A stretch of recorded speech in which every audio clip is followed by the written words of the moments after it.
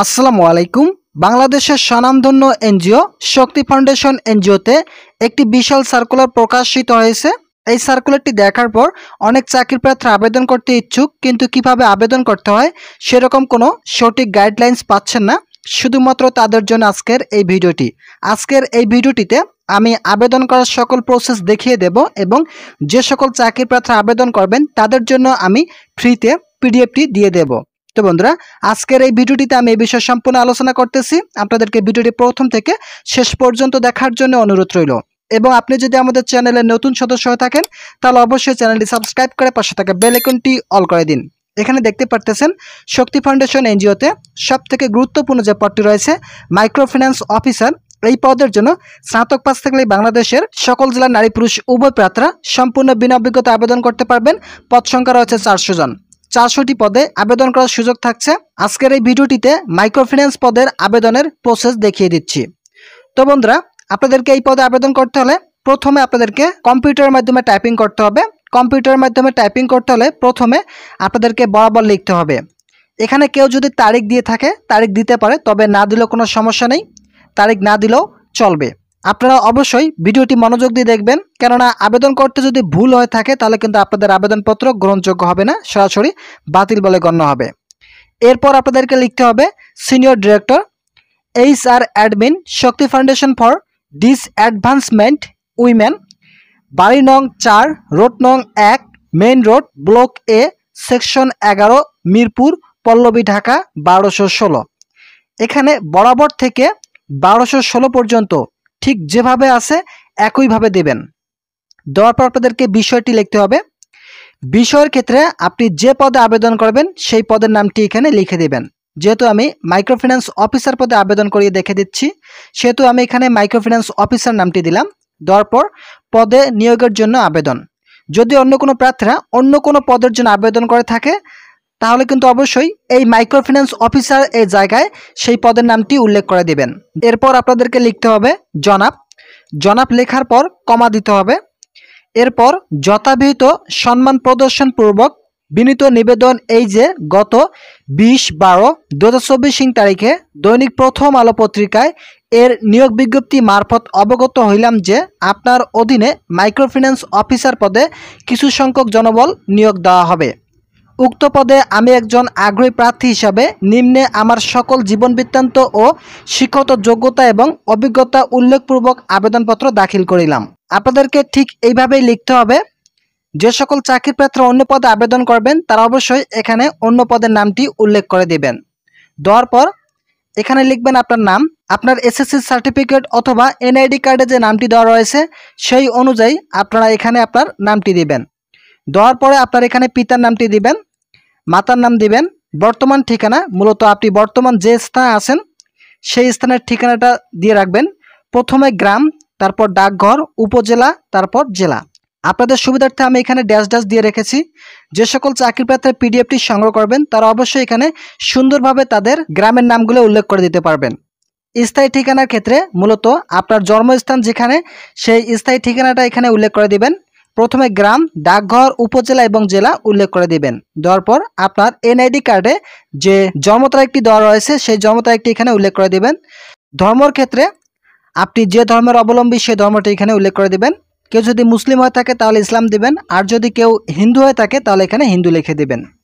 দেওয়ার পর জাতীয়তা অবশ্যই আপনাদেরকে বাংলাদেশি হতে হবে, এখানে বাংলাদেশি উল্লেখ করে দিবেন। দেওয়ার পর বৈবাহিক অবস্থার ক্ষেত্রে আপনি যদি অবিবাহিত হয়ে থাকেন তাহলে অবিবাহিত উল্লেখ করে দিবেন, আর যদি বিবাহিত হয়ে থাকেন তাহলে অবশ্যই এখানে বিবাহিত উল্লেখ করে দিবেন।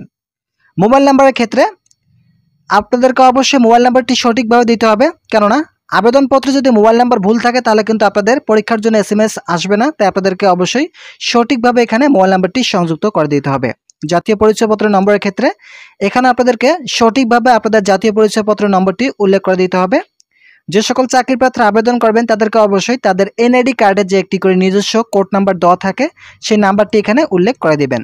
দেওয়ার পর শিক্ষাগত যোগ্যতাটা খুব ইম্পর্টেন্ট একটি বিষয়, আপনাদেরকে শিক্ষাগত যোগ্যতা উল্লেখ করে দিতে হবে।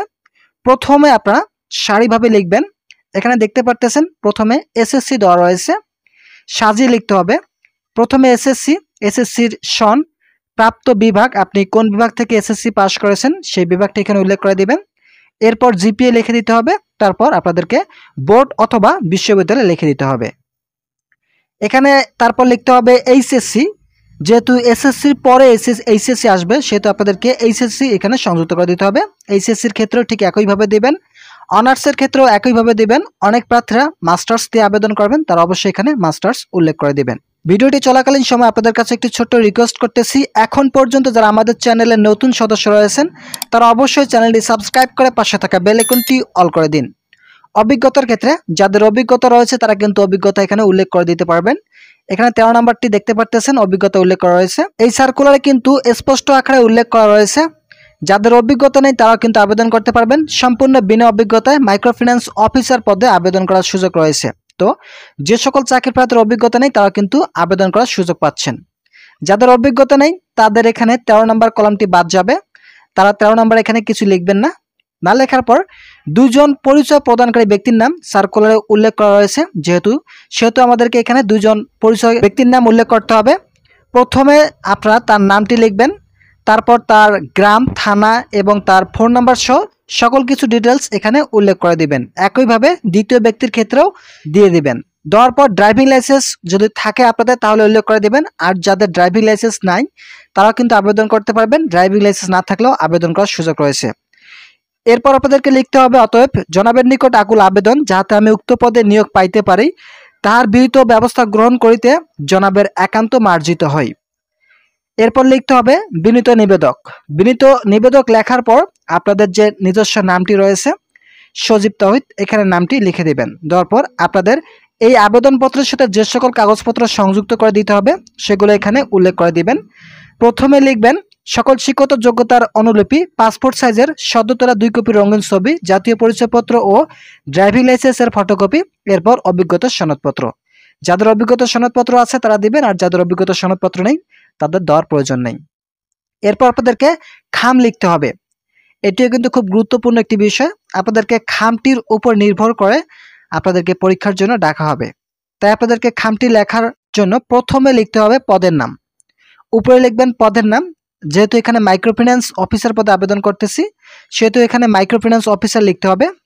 লেখার পর এখানে নিজ জেলা, আপনি যে জেলা থেকে আবেদন করতেছেন আপনার জেলার নামটি এখানে উল্লেখ করে দিবেন। দেওয়ার পর আপনার নামটি এখানে উল্লেখ করে দিবেন। আবেদনপত্রে যে নামটি উল্লেখ করবেন সেই নামটি কিন্তু এখানে উল্লেখ করে দিতে হবে। দেওয়ার পর আপনার পিতার নামটি দিবেন, তারপর দিবেন গ্রাম, পোস্ট, থানা এবং জেলা উল্লেখ করে দিবেন।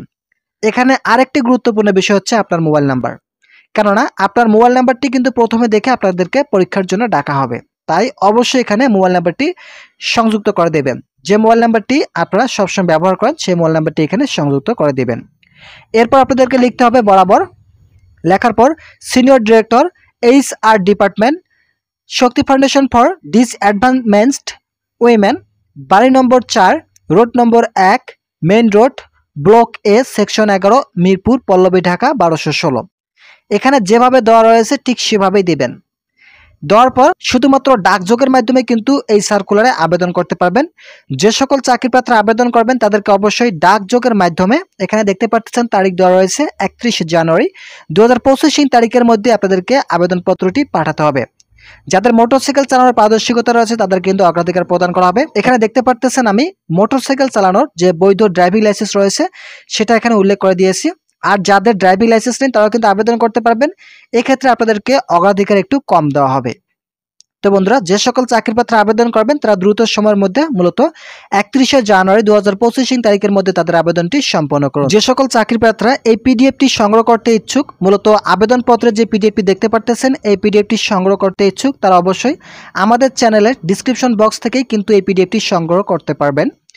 এবং সংগ্রহ করার পূর্বে অবশ্যই আপনারা আমাদের চ্যানেলটি সাবস্ক্রাইব করে পাশে থাকা বেল আইকনটি অল করে দিন, যাতে আগামীতে এই ধরনের নিউজ সবসময় সবার আগে পেতে পারেন। এরপর আপনারা এই পিডিএফটি সংগ্রহ করে অবশ্যই কমেন্টের মাধ্যমে জানিয়ে দেবেন। তো বন্ধুরা, আজকের ভিডিওটি এ পর্যন্ত। আশা করি এই ভিডিওটি থেকে অনেক উপকার পেয়েছেন। যদি পেয়ে থাকেন তাহলে অবশ্যই চ্যানেলটি সাবস্ক্রাইব করে পাশে থাকা বেল আইকনটি অল করে দিন।